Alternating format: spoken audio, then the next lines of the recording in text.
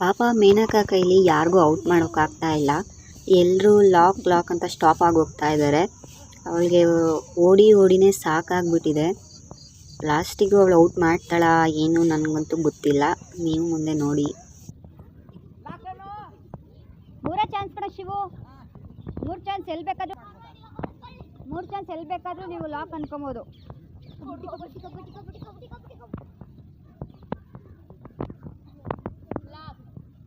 ಒಂದು ಆಯ್ತು.